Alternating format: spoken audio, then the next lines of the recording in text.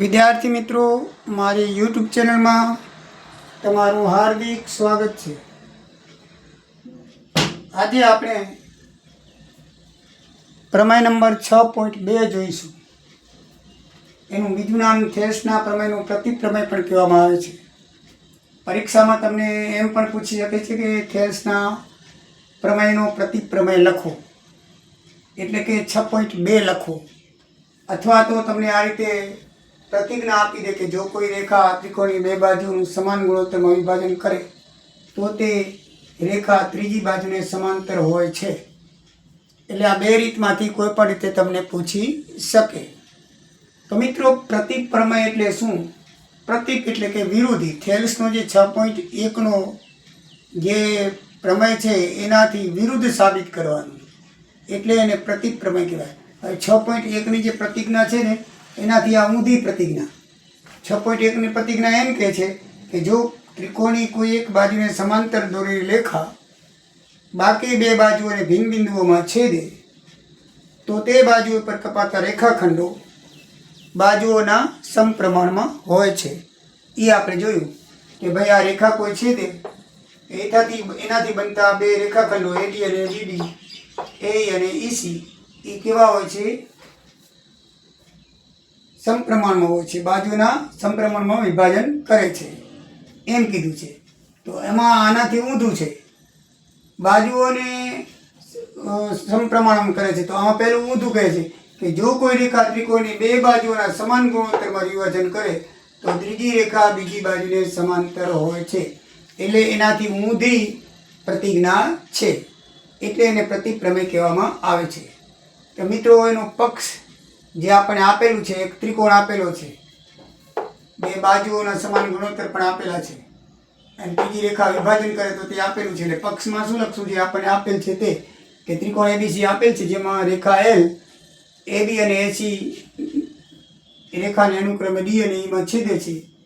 D અને E બિંદુમાં એવી રીતે છેદે કે જેથી AD DB બરાબર AE છેદમાં AC થાય। તો આ રીતે કે આ ABC ત્રિકોણ આપેલો છે, એમાં રેખા L, આ રેખા L છે જે AB ને D માં છેદે છે અને AC ને E માં છેદે છે, જેથી શું થાય છે? AD છેદ DB અને AE છેદ EC, જે આપણે 6.1 પ્રમેય મુજબ જોયું તે, બરાબર ને? 6.1 મુજબ એ જોયું ને આપણે કે ભાઈ કોઈ રેખા છેદે તો એનાથી બનતા જે બાજુઓના કપાતા રેખાખંડો એકબીજાને સમાંતર હોય છે, બરાબર છે, સમપ્રમાણમાં હોય છે।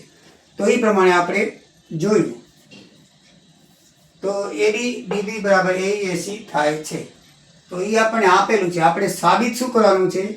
ત્રીજી બાજુને સમાંતર હોય છે। તો આ જે રેખા છે DE, એ ત્રીજી બાજુ BC, AB ને AC તો આવી ગઈ, ત્રીજી બાજુ એટલે BC બાજુને સમાંતર છે, આ પેરેલલ કહેવાય। સમાંતર નિશાન છે, DE પેરેલલ BC, એટલે DE સમાંતર BC છે એમ સાબિત કરવાનું છે આપણે, અને આ એની આકૃતિ છે મિત્રો। તો મિત્રો, આ પ્રતિપ્રમેય છે તો આપણે ધારણા પણ પ્રતિપ કરવી જોઈએ, વિરુદ્ધ કરવી જોઈએ। આપણે એવી ધારણા કરશું કે ભાઈ આ DE છે BC ને સમાંતર નથી, બરાબર ને? પ્રતિપ્રમેય છે તો ધારણા પણ કેવી કરવાની? પ્રતિપ લખવાનું કે ધારો કે DE એ BC ને સમાંતર નથી। આપણે સમાંતર છે એમ નથી કરવાનું। વિરુદ્ધ પ્રમેય છે તો ધારણા પણ આપણે કેવી કરવાની? વિરુદ્ધ કરવાની।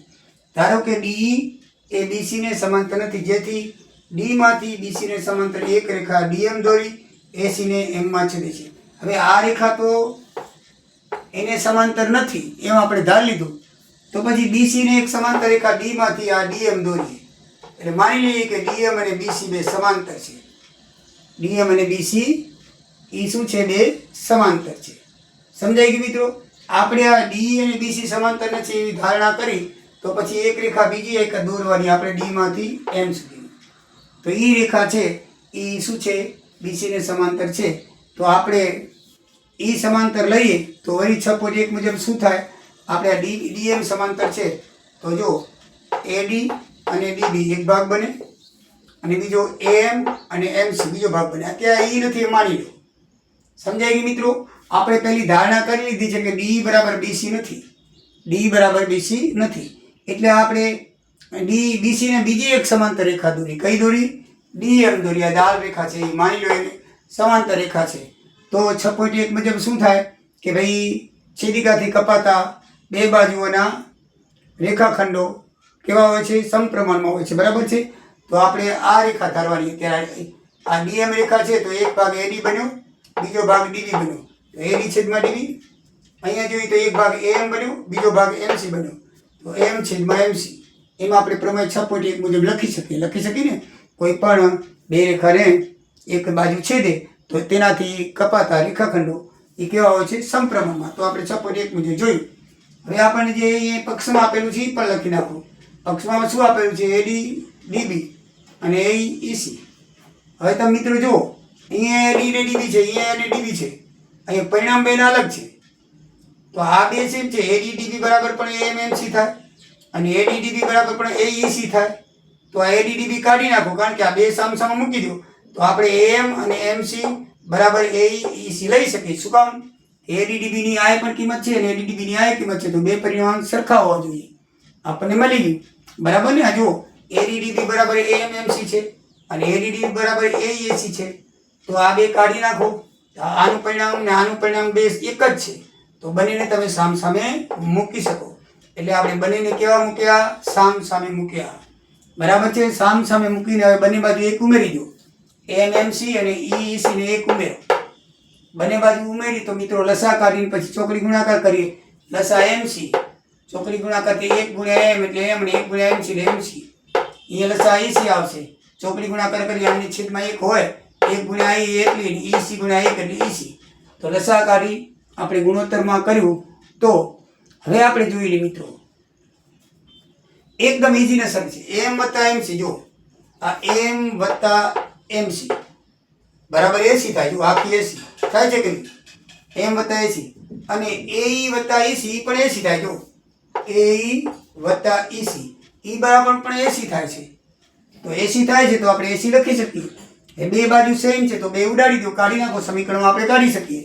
તો એની જગ્યાએ એક રહેશે અને પછી કરો ક્રોસ મલ્ટીપ્લાય. ઈસી ગુણ્યા 1 એટલે ઈસી, એમસી ગુણ્યા 1 એટલે ઈસી. ઈસી બરાબર એમસી થી બંનેમાં સી કોમન નીકળી જાય તો ઈ બરાબર એમ થાય છે. ઈ બરાબર શું થાય છે? એમ. એટલે કહેવાનો મતલબ એ છે કે જે ઈ બિંદુ છે ઈ જ એમ બિંદુ છે. ઈ બિંદુ છે ઈ જ ઈ બિંદુ છે. કોઈ ભેદ નથી. આ બિંદુ એમ છે ઈ જ ઈ છે. તો ઈ છે તો આપણે ડી સમાંતર બીસી થાય. બરાબર ને? ડીએમ અને ડી બને અનેક નથી પણ એક જ રેખા છે. આ જે ડી છે અને ડીએમ છે એ બંને અલગ નથી પણ એક જ રેખા છે. એમ આપણે સાબિત કર્યું. કારણ કેમ થયું કે ઈ ને એમ એક જ બિંદુ કહેવાય. તમે ઈ લખો તો ભલે ને ઈ એમ લખો તો ભલે, બિંદુ એક જ છે. બિંદુ કેવું છે? એક જ. તમે બે બિંદુ એક જ હોય તો પછી અહીંયા તમે એમની જગ્યાએ ઈ બિંદુ ધારી શકો. આજે આપણે ડી છે બરાબર છે, અહીંયા ડીએમ ને ડી લખી શકાય. આ ઈ ની આ એમ બિંદુ છે એની જગ્યાએ તમે ઈ બિંદુ લખી શકો. તો ડીઈ બરાબર બીસી સમાંતર થાય છે. જોઈ લો, ડી સમાંતર બીસી માટે ડી સમાંતર બીસી થાય. 3 ટપકા કરી અને તમારો પ્રમેય પૂરો થાય. એકદમ ઈઝી ને સરળ છે. કાંઈ નથી. પહેલા પક્ષની અંદર જે આપેલું છે લખી લેવાનું. શું સાબિત કરવાનું છે એ લખી લેવાનું. આકૃતિ તમને જે 6.1 ની હતી એમાં ખાલી એક થોડોક વધારાની એક સમાંતર રેખા દોરવાની આવે છે જે આપણે પોતે કન્સ્ટ્રક્શન કરવાનું છે. અને આમાં આપણે પ્રતીક પ્રમેયથી ધારણા પણ પ્રતીક કરવાની, ઊંધી કરવાની. કે ધારો કે ડી એ બીસીને સમાંતર નથી. બરાબર છે? જેથી ડી માંથી બી ને સમાંતર આપણે બીજી એક રેખા દોરવાની. આ તો સમાંતર આપણે છે જ નહીં. ડી સમાંતર બીસી નથી ધારણા કરી તો પછી પ્રમેય આગળ કેમ ચલાવવો? તો એક બીજી રેખા દોરી, ડી માંથી ડીએમ રેખા દોરી. શું કર્યું? ડીએમ રેખા દોરી જે એસી ને ક્યાં છેદે છે? ડીએમ રેખા એસી ને એમ માં છેદે છે. ક્યાં છેદે છે? એમ માં છેદે છે. તો પછી 6.1 મુજબ શું થાય? હવે આ રેખા ડી નથી એમ જ માનવાનું, આપણે ડીએમ છે. તો 6.1 મુજબ શું થાય? એડી છેદમાં ડીબી થાય બરાબર એમ છેદમાં એમસી થાય. તો 6.1 મુજબ આપણે કહી લીધું. બરાબર ને? કે ભાઈ કોઈ રેખાખંડ છે એ ત્રિકોણની બંને બાજુને છેદે તો તેથી બનતા બાજુઓના રેખાખંડો અથવા કપાતા રેખાખંડો એકબીજાને કેવા હોય છે? સમપ્રમાણમાં હોય છે. એ આપણે ચપટ એક મુજબ કર્યું. હવે આપણને અહીંયા પક્ષમાં પણ એક પરિણામ આપેલું છે, તો એ પરિણામને લઈએ પક્ષ કરીને. હવે તમે બંને પરિણામ સરખાવો. IADDB એના બરાબર આ છે ને IADDB એના બરાબર આ છે. બે સેમ છે. IAD ની કિંમત આ થાય તો IAD ની કિંમત આ લખી છે, આપણને આપી છે ને આપણે લઈ આવ્યા. તો પછી આ આપણે બંને સામ સામે લખી શકીએ, કારણ કે બંને ADB છેદમાં DB બરાબર છે એટલે બંને સામ સામે લખ્યું. બંને શું કર્યું? આપણે સામ સામે લખ્યું. બંનેને એક ઉમેરી અને લસા કાઢી અને પરિણામ મેળવો તો લસા કાઢીને આ પરિણામ મેળવ્યું. તો m વત્તા mc આવી તો જો m વત્તા mc બરાબર આખું 80 થાય. એવી રીતે AEC આવ્યું તો AE વત્તા EC પણ 80 થાય. તો AC બંને બાજુ કાઢી નાખો તો 1 વત્તા MC અને 1 EC રહે. બરાબર. હવે ચોકડી ગુણાકાર કરો તો EC બરાબર MC થાય. C કોમન નીકળી જાય, કાઢી નાખો તો E બરાબર m થાય. કહેવાનો મતલબ એ છે કે જે બિંદુ A છે એ જ બિંદુ E છે, તો આપણે આ E બિંદુ ધારી લઈએ, E જ m છે. બરાબર ને? તો D સમાંતર BC થાય. એકને એક બે જેવી વાત છે. બરાબર મિત્રો? એકદમ સરળ રીતે સાબિત થઈ ગયું. તમને બરાબર ખબર પડી ગઈ હશે. ના પડી હોય તો કોમેન્ટ કરજો. જય સિયારામ, જય દ્વારિકાધીશ.